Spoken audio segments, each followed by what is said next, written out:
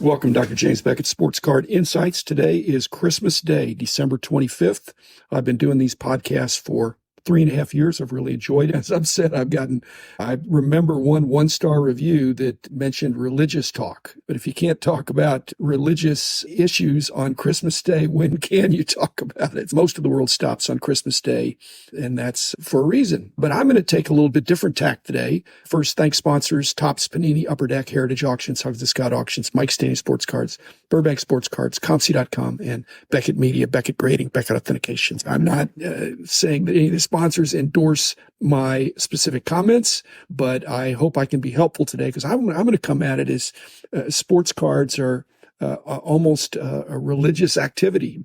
After all, there are certainly card shows on Saturdays, the Sabbath for my Jewish friends, and Christmas is Monday today, but normally Christians celebrate on Sundays, which is also a big card show day.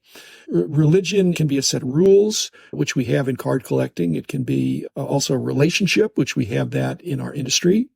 And it can be a worldview, the way you look at things. Even people that say they're Christians, that perhaps is not end of story because there's lots of different kinds of Christians, just there's lots of different kinds of collectors. I would know many Christian denominations believe the only person that was born a Christian initially was Jesus, God's gift to the world, not just a great teacher and a great example. I'm not going to get too preachy, but it reminds me of being a collector. I don't think you're born a collector. But you could be born to a family that has collectors in it, and you just don't know. So you're impacted by a lot of these things. No preaching, but you're welcome to check it out for yourself. I think people should know what they believe. That's why I've said on the podcast that I get along with a lot of people that know what they believe, and if they're willing to share it, their heartfelt, deeply held beliefs, I don't usually have a problem with that. I may disagree, but I can disagree respectfully. Many people find fault with the Torah or the Bible, but they really haven't read it, or they haven't read it to find understanding rather than to find fault.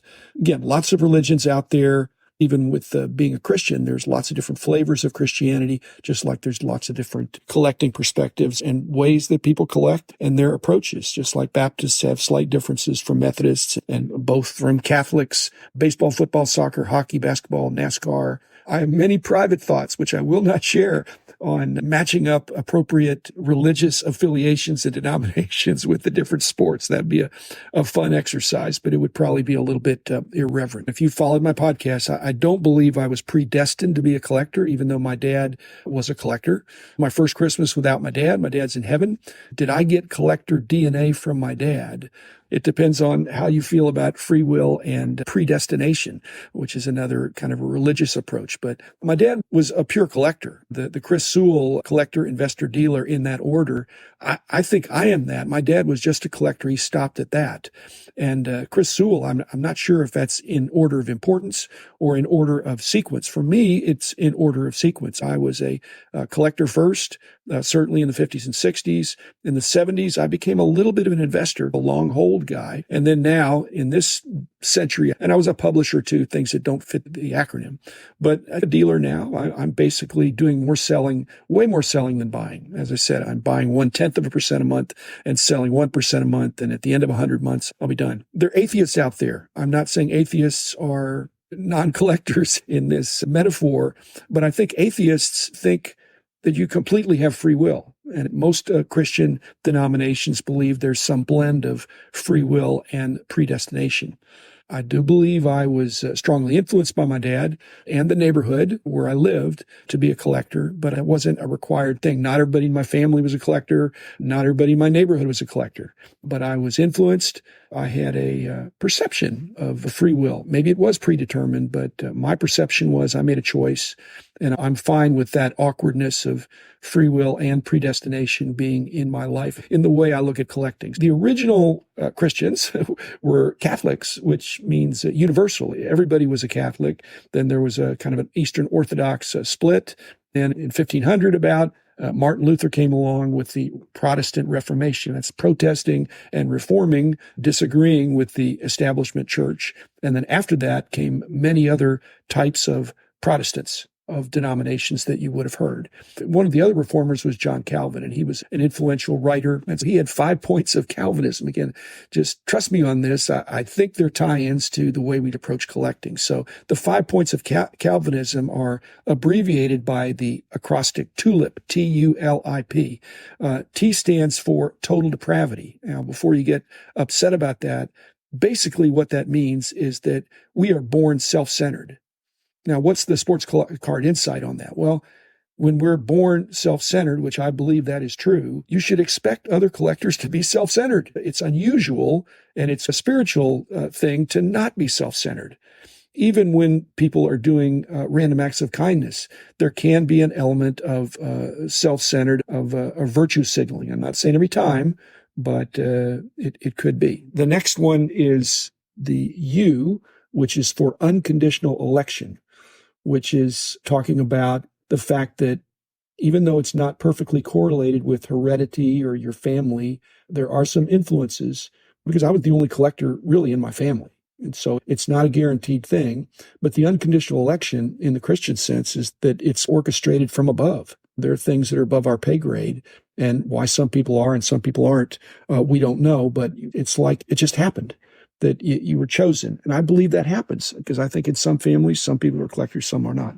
The third one is L for limited atonement. Many people struggle with this. It basically means that even though becoming a Christian is available to all, not everybody does. It could even be freely available to all, but only some of them become Christians. Just like anybody could be a collector, but not everybody does. And that's the problem with Sports Card Insight, is that if the fanatics with their famous 10X thing, they can make it available to anybody. They're very low barriers to entry, close to free in many respects, but not everybody chooses to be a collector. And we just have to accept that. The I is for irresistible grace, and grace means unmerited favor, undeserved. And I'll be the first one to say that I've received that because I just have had this wonderful ride, and in the hobby, and most people that I know, we're just pinching ourselves that we have found a hobby that's fruitful, we can make lifelong friends. It can be revenue positive. If you're spending more than you should, that's not good. But generally, the arc of increasing pricing has been beneficial to me and others. But it's fatalistic or victimistic if you just think, there's nothing I can do about it. But if you look back over your life, you can see the problems you've had, the bad deals you've made, but you can also see an arc of more good deals than bad. I think people want to blame God for the bad deals and then take their own credit for the good deals. And I think if you have a complete Christian worldview, you're thinking, hey, either God's aware of it all or he's not aware of any of it, and then you can look into that. Lastly, and I think this is the really positive one, in the Christian Calvinistic sense, the P stands for preservation of the saints, which really means once you're a Christian, you're always a Christian. And I believe that applies to being a collector. And this is good news. And this is why the 10X is going to be assisted by the fact that all those people that collected, these younger people that collected during the junk wax era, if they were really a true collector, this is what this theological principle is, if they really were a true collector back in the middle of the junk wax era and just left in a huff and were just so disillusioned, if they ever really were a true collector, then they will always be a true collector. And getting them back is the low-hanging fruit. And I believe that's really happening. Again, it's been a big run-up in the values, especially of some of those 90s inserts and things. That was the golden age of inserts. Once a collector, always a collector. So preservation of the collectors. If you're a collector, you're going to stay a collector. So anyway, that's my Christmas message for all of y'all. You can look it up. I'm not making any of this stuff up. Again, I'm not speaking for all Christians. I'm probably not speaking for any specific denomination other than calling your attention on Christmas Day, putting the Christ back in Christmas. Again, if you'll allow me this one time to do this, I think you might have a better understanding of Christmas and a better understanding that sports cards can be a religion. And just there are people that get off track with certain religions. You can get off track as a collector. But the very first point is that expect people to be self-centered and don't complain that they aren't. Again, part of increasing in your understanding and in factification is becoming less self-centered.